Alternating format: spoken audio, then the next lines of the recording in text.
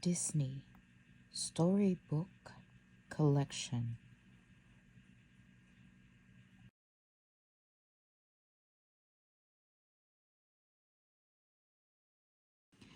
Disney's Hercules. Long ago in ancient Greece, powerful gods battled against monstrous creatures called Titans. The Titans loved to make trouble. They caused huge earthquakes and giant tidal waves.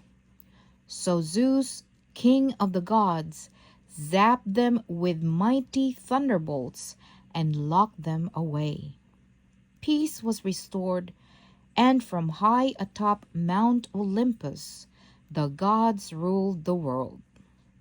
Many years later, Zeus' wife, the goddess Hera, gave birth to a baby boy named Hercules.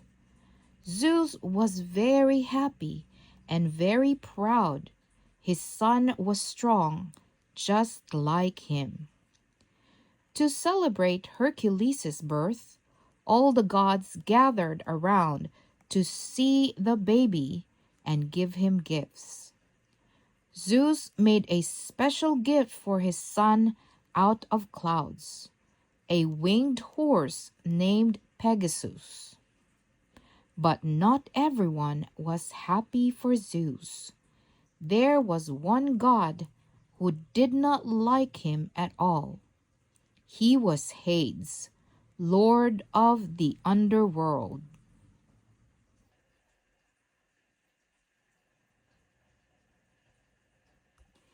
Hades decided that he would take over Olympus and make Zeus his prisoner. When the time was right, he would unleash the Titans. To find out if his strategy would work, Hades went to see the Fates. The Fates were three sisters who shared one eye and could see into the future. They told Hades that he would defeat Zeus in 18 years when the planets lined up. The once proud Zeus will finally fall, and you, Hades, will rule them all. The Fates chanted. There was just one catch. If Hercules fought against the Titans, Hades' plan would fail.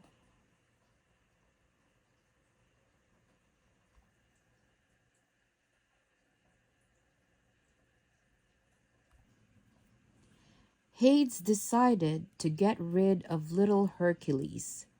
The lord of the underworld sent his henchmen, Pain and Panic, to steal the baby and feed him a potion that would make him human. Pain and Panic went to Mount Olympus and snuck into Hercules' room. They grabbed the baby and took him down to earth, where they started to feed him the potion. After a while, they were interrupted by a kindly older couple named Amphitryon and Alcmene. Pain and Panic ran away and left Hercules behind. The couple decided to adopt the baby. When they saw the gold medallion of the gods around his neck, they knew Hercules was not a normal boy. Because he hadn't finished the potion, Hercules was still as strong as a god, but now he was human. As Hercules grew into a teenager, he was strong, but he was also clumsy. He did his best to fit in, but something always happened to make him stand out. When he tried to play a simple game of catch, he knocked over the stone pillars in the marketplace. Hercules knew he didn't belong. Seeing how sad he was, Amphitryon and Alcmene told their adopted son about his past and the medallion they had found around his neck. Maybe the gods will have the answers, Hercules said when he saw the medallion. He decided to go to a temple and find out. In the temple, Hercules called out to the statue of Zeus and demanded to know the truth. With a mighty bolt of lightning, the statue came alive. "Is this the greeting you give your father?" Zeus asked. Then he explained that Hercules was his son.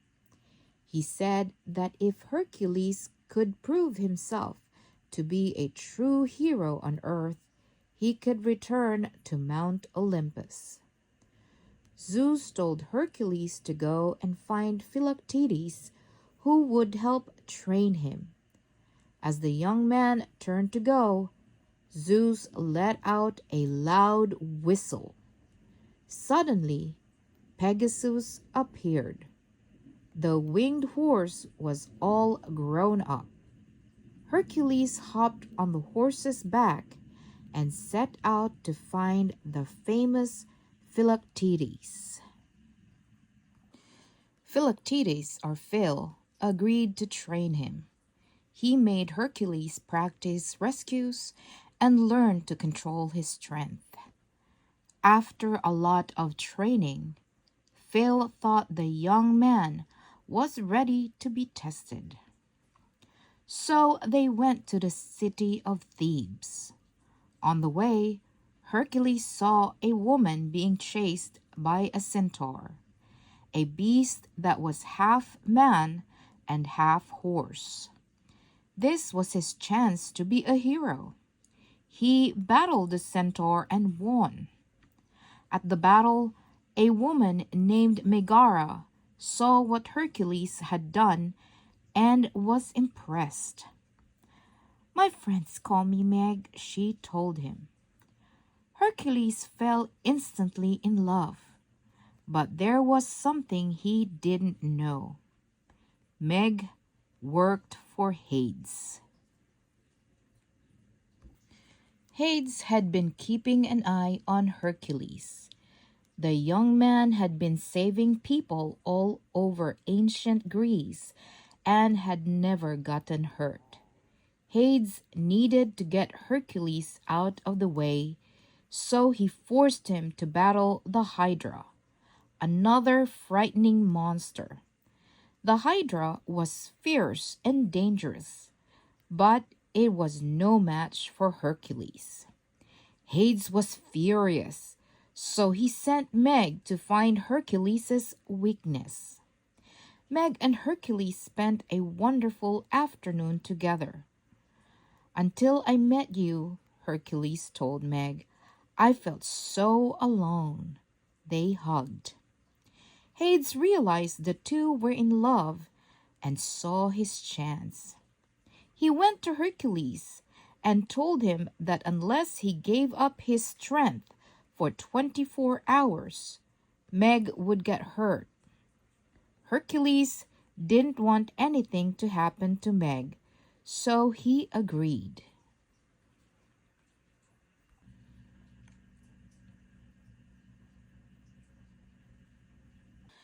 Now that Hercules was out of the way, it was time to unleash the Titans from their prison. With a zap, Hades sent all but one after Zeus. He saved the one-eyed Cyclops for Hercules. The Cyclops headed for Thebes to destroy Hercules and the city. Hercules was weak and could not fight the one-eyed beast. The Cyclops quickly bruised and battered the young man. Just when he was about to give up, Hercules saw a burning tree branch. He used it to blind the Cyclops, who fell into the sea. Hercules had won again, this time by using his head. As Hercules celebrated his victory, a damaged column started to fall. Meg, who had come to find Hercules, pushed the hero out of the way. The pillar fell on her with a loud crash. Because Meg had been hurt, that meant Hercules got his strength back. Leaving Meg with Phil, Hercules headed for Mount Olympus to stop Hades and the Titans. He managed to defeat the Titans, but in the meantime, Hades found Meg and threw her into the pit of souls. Hercules knew he had to save her. Hades watched gleefully as the hero dived into the pit of souls. No mortal had ever made it out alive. As Hercules swam for Meg, he began to grow older and weaker. Before long, he was near death. With his last bit of strength, Hercules rescued Meg. He had proven he was a true hero. Now he could go home to Mount Olympus, but instead, Hercules decided to stay on Earth. He belonged with Meg after all.